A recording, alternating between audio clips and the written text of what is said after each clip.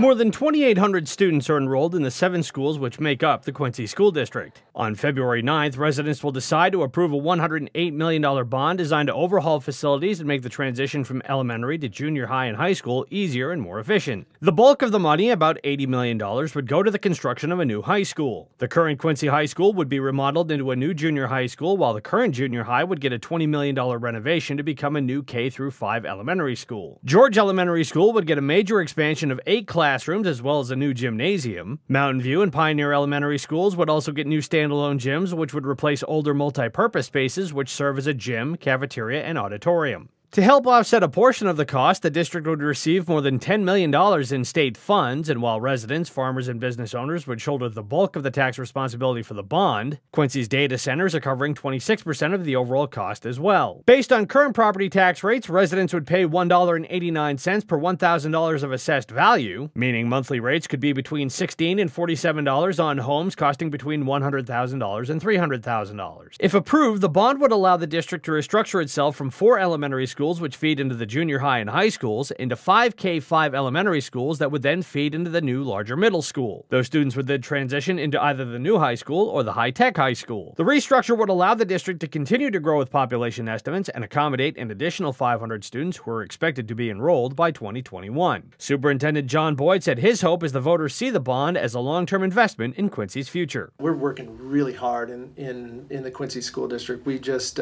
finished a new strategic plan, and we're developing very detailed plans to try to get our kids to achieve at high levels. We know that we need to increase parent participation and not just have conversations to our parents, but have a relationship back and forth with them.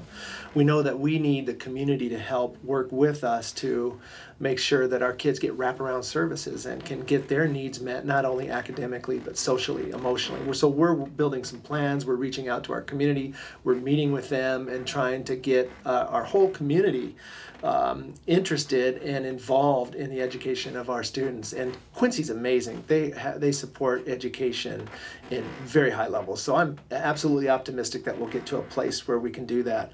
And really the fourth piece to that whole puzzle is our facilities. We have to, if we're going to accomplish what we want to accomplish, we have to have our facilities match our desire for the education of our students. And that's really what's brought us here to this point in this bond measure.